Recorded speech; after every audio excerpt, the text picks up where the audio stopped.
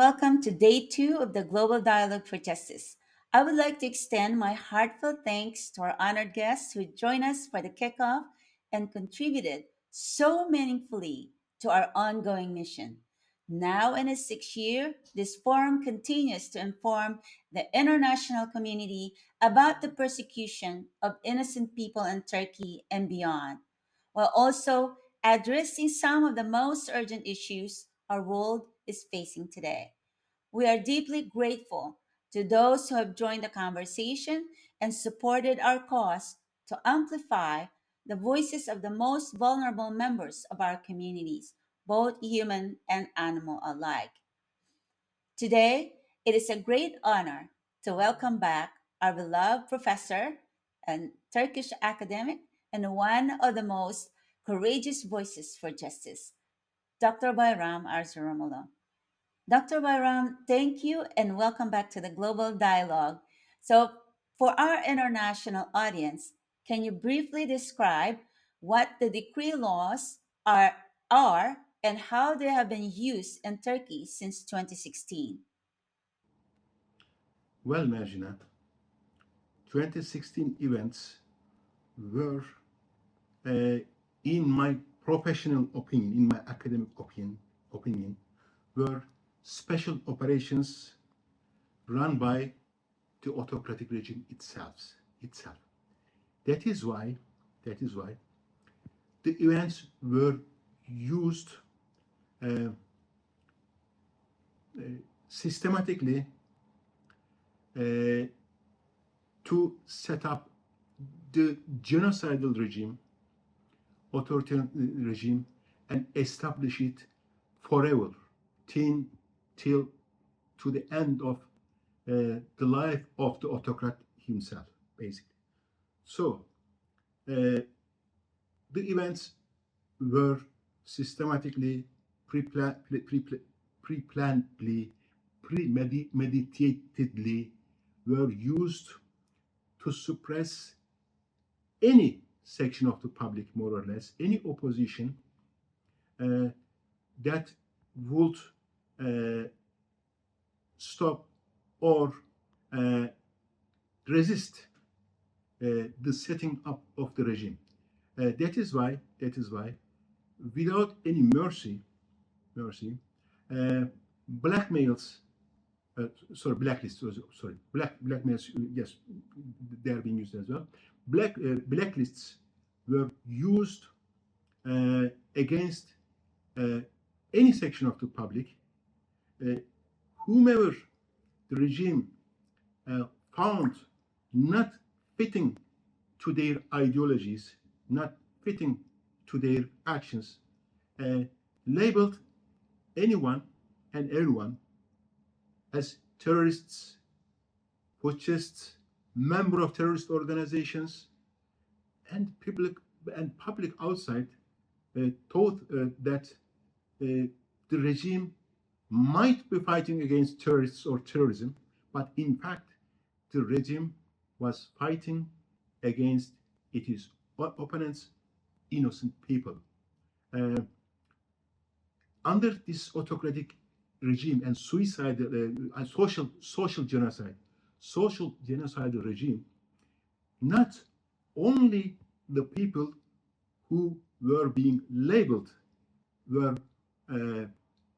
persecuted, criminalized, terrorized, but their families, their family members, their children, their fathers, their grandfathers, even their friends were being terrorized. That is why I call this regime as a social genocidal regime. Why do I call it social genocide? Because those people who were targeted were not belonging to any special, let's say, ethnic group or ideology group, this group, that group.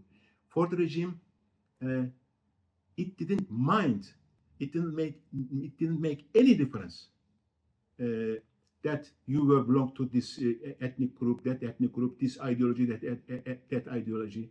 They were only interested in whether you were subscribing to their criminal ideology, criminal government, their criminal group.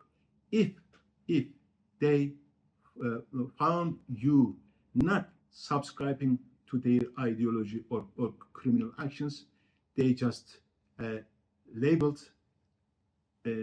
anyone and then targeted them to make example to the others who were not targeted yet, so that they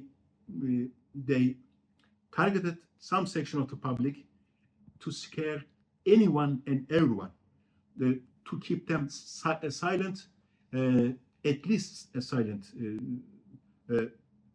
and that actions are still going on after 9 to 10 years passed.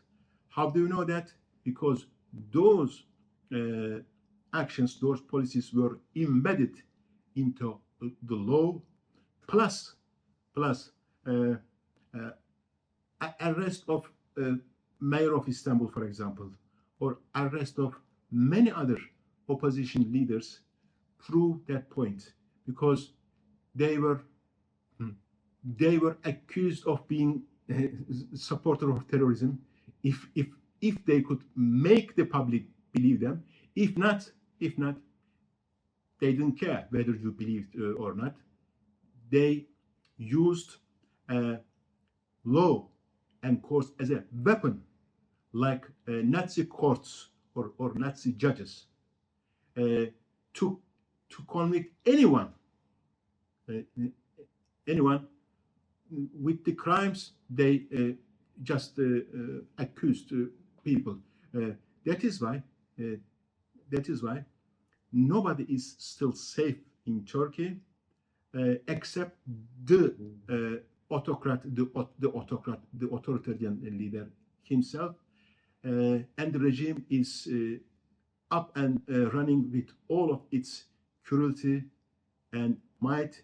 It has no intention to stop, because, as all other authoritarian regimes, the authoritarian leader himself wants the country, wants to run the country for life, like any other dictators. This is the characteristic of any other dictatorship, I think. So there is no future, there is no life for the people opposing this regime. Even school children, you might have followed the news, high school students or university students were being tried, imprisoned for just coming together, for just doing social activities, for playing, let's say, snooker, for playing basketball, volleyball, for studying together. And, well, people outside might sound this strange, but it is the reality. It is all happening. It's all being documented. All happening. They should, if they do a search, if they find out, they will see the reality themselves. Thank you very much. What long term effects are we likely to see on the children and young people growing up in families marked by KHK related persecution? Well, Merjina, according to my own victimization studies, KHKs were mostly affected the families themselves, basically, wives and children of the victims, to be clear. The victims somehow might have dealt with the cruelty and persecution they had to endure. But since the wives and children of the victims didn't have anything to do with the supposed to be crimes committed by their, let's say, fathers or husbands or lives, depending on the situation. Uh, they couldn't overcome the trauma they put through. That is why post-traumatic stress disorders, psychological illnesses, is widespread among the family members, and especially youth suicide. It has become quite common among the children and parents of KHK victims. So in the short term, I'm sure their trauma will go on. They will never be able to overcome the cruelty they had to endure. In the short term, since they do not, most of them do not have access to healthcare services or psychological services, I am sure they will carry with them. They will carry their traumas throughout their lives, and this regime, this criminal regime, is doing its best to keep their traumas alive. As we follow the recent events, like university students being persecuted for doing any ordinary young girl or boy will do, just to making friends with other victim children, just visiting other victims' children, or doing simple social activities with them, are being targeted and persecuted as terrorist actions. Well, nobody with his or her right mind would describe making friends with victim families or victim children, or going and doing simple social activities with them, would be treated as terrorist activities, but they are being treated. And if anybody could follow court cases, anybody could somehow get some information from the lawyers of those members of the victims,